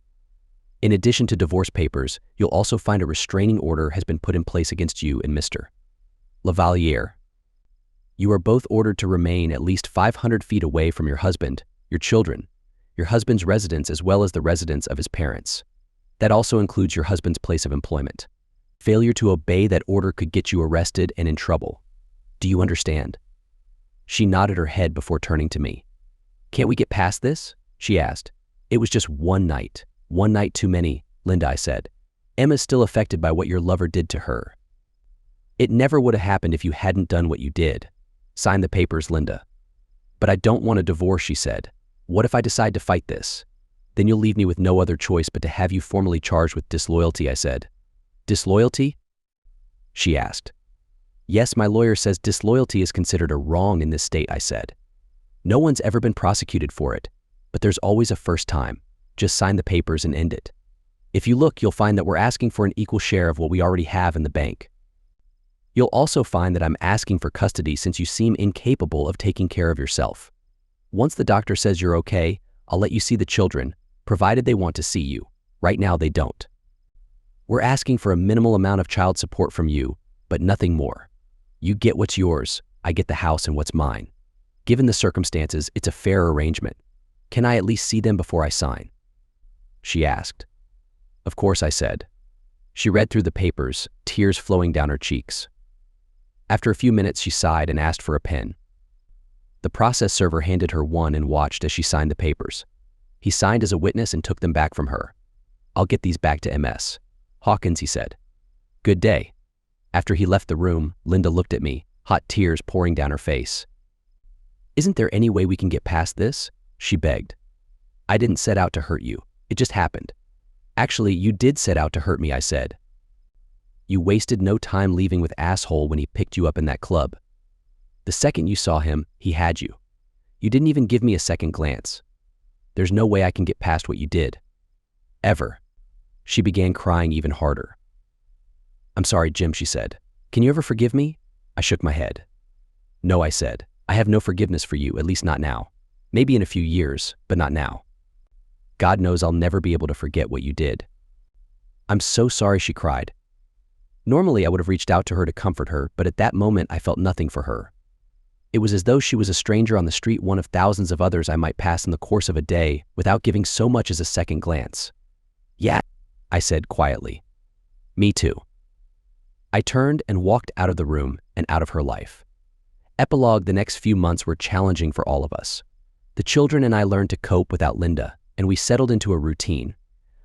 I learned all the things Linda used to do, mostly by trial and error. It wasn't easy taking care of the kids full time, but I managed with some help from my mother. After a while, the children got to where they didn't miss their mother as much. Emma had been undergoing counseling, which helped a lot. Linda tried hurting herself 2 more times and was saved, again by her mother.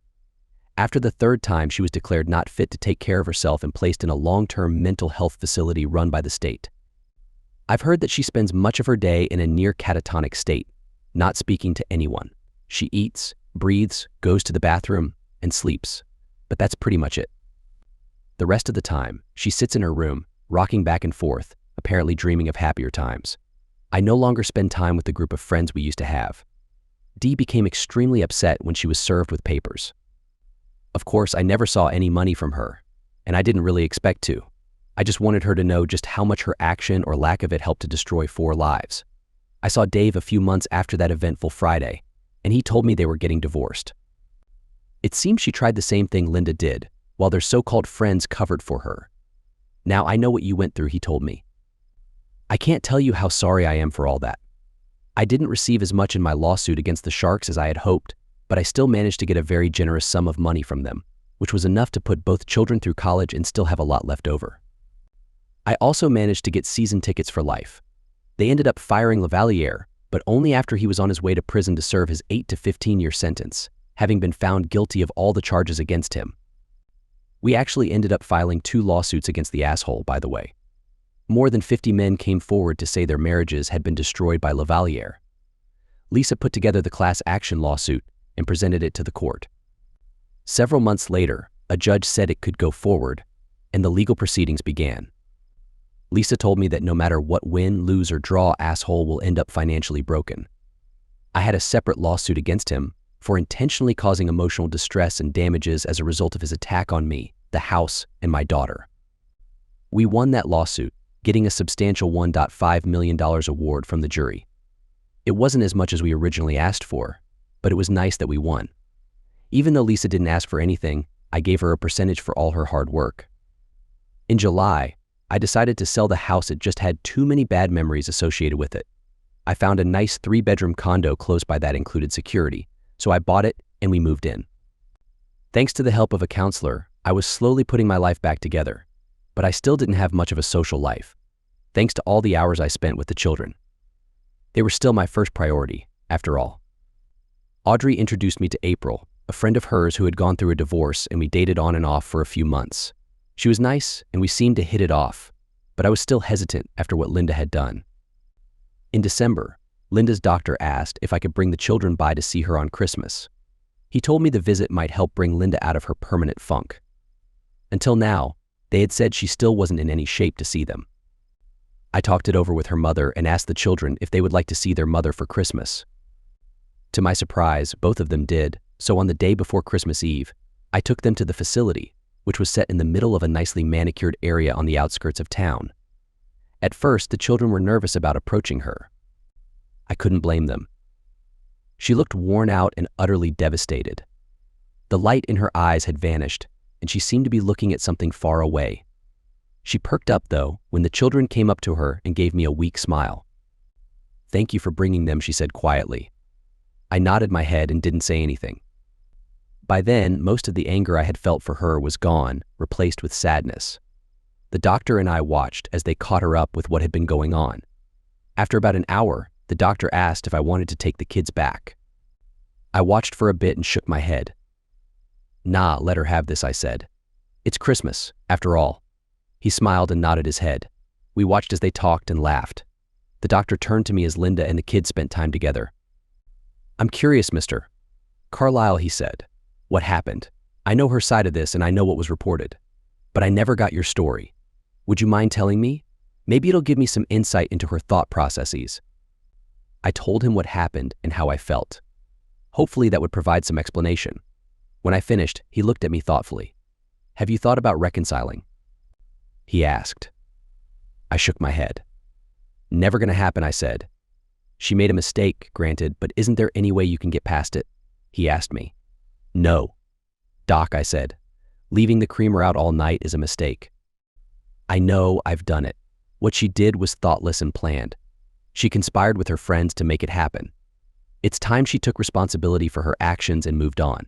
Why don't you help her do that?" "All she wants is her family to love her," he said.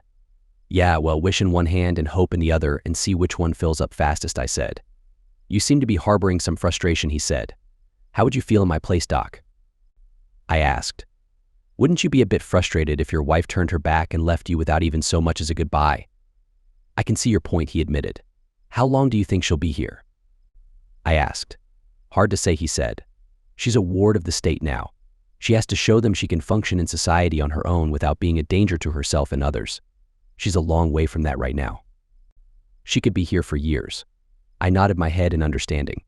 We fell silent and watched her interact with the children. Finally, I could tell that Linda was getting tired. "She tires much more easily these days," the doctor said. He walked over to her. "Linda, it's time for your medications now. The children need to go home." She nodded her head and gave the kids one last hug. She looked up at me, sadness in her eyes. "Thank you so much, Jim," she said. "I'd love it if I could see them a bit more often. I'm doing better now, really I am." "Yes, Linda, I see that," I said. "You're looking really good," she said. "Are you seeing anyone?" "I date from time to time, but nothing serious," I said. "I miss you. And I still love you," she said. I nodded my head. "I miss the woman I married," I said. "Get better, okay? And Merry Christmas." She smiled, and for a moment I saw a hint of the old Linda. "Merry Christmas," she said. "And thanks again." "You're welcome," I said. The children said their goodbyes and came to my side. "Can we see her next week, Dad?" Emma asked. "Can we, please?" "Yeah, can we, Dad?" little Timmy asked. "Oh, I guess we can work something out," I said. "Come on, let's get you guys home, okay?" And thus began the twice-monthly ritual. Most of the time, Linda's mother would take the kids down, but sometimes I would. I even spoke with her a bit a couple times, but we never discussed the jerk. There was no way I was getting back with her. And she knew it. But she seemed to enjoy the few minutes we shared. A year and a few days after that Friday, when our lives were turned upside down, the first coronavirus death was reported in the United States. That was on February 29th. Didn't I say that February would have to improve to be terrible? The next month, lockdowns and stay-at-home orders were issued. Oh yeah, it was difficult. In a few months, but It will have been 2 years since Linda walked away from her family with the jerk. And while things are still tough, they aren't as tough as they once were. In June 2020, for example, Lavaliere's team threw up their hands and settled the class action. Lisa was right by the time it was all said and done. The jerk was broke. We didn't get much, but it was satisfying to know that he was done for good. He had lost everything: his money, his reputation as a community hero, his fame, even a testicle, and his ability to ever get an erection. Even Linda smiled at that. Maybe next February wouldn't be terrible, or at least not as terrible as the last 2 were, anyway.